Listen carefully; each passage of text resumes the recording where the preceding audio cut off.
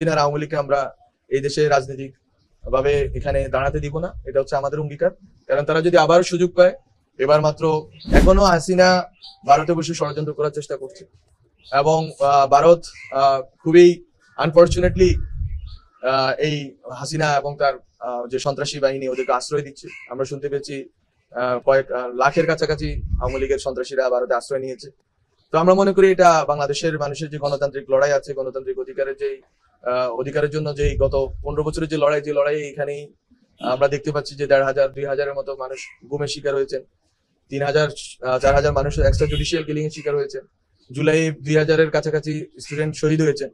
তো তাদের যদি মর্যাদা যদি আমাদের প্রতিবেশী রাষ্ট্র না দেয়, আমরা মনে করি এটা আমাদের জন্য খুবই দুর্ভাগ্যজনক।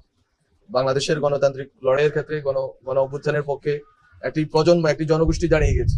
এখানে আওয়ামী লীগ শুধুমাত্র বাংলাদেশের জনগণের শত্রু, এই ভিন্ন এর কোনো পরিচয় নেই। এটা কোনো রাজনৈতিক দল না, এটা একটা মাফিয়া গোষ্ঠী ছিল। যে মাফিয়া গোষ্ঠীর প্রধান ছিল শেখ হাসিনা।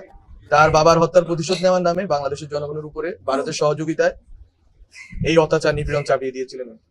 আমরা চেষ্টা করেছি, আমরা গণ অভ্যুত্থানের মাধ্যমে একটি সরকার গঠনের মাধ্যমে আমরা সেই লুপ্ত যে মানবাধিকার ছিল, আমাদের যে গণতান্ত্রিক অধিকার ছিল, যেগুলো হাসিনা কেড়ে নিয়েছিল, সেগুলো আমরা পুনরুদ্ধারের চেষ্টা এখনো চালিয়ে যাচ্ছি। আপনাদের সহযোগিতা চাই এবং আমরা চাই যে আপনারা যারা এই ভিকটিম ফ্যামিলি আছেন, শুধু আপনারা না, এক্সট্রা জুডিশিয়াল কিলিং এর শিকার যারা হয়েছেন, যারা বিভিন্ন সময় পিলখানা থেকে শাপলা, তারপরে মোদী বিরোধী আন্দোলন থেকে এখন পর্যন্ত যারা যেখানে ভিকটিম হয়েছেন হাসিনার অত্যাচার নিপীড়নের ফেসিজমের, আপনারা সবাই ঐক্যবদ্ধ থাকবেন এবং আপনাদের সাথে আমরা থাকবো।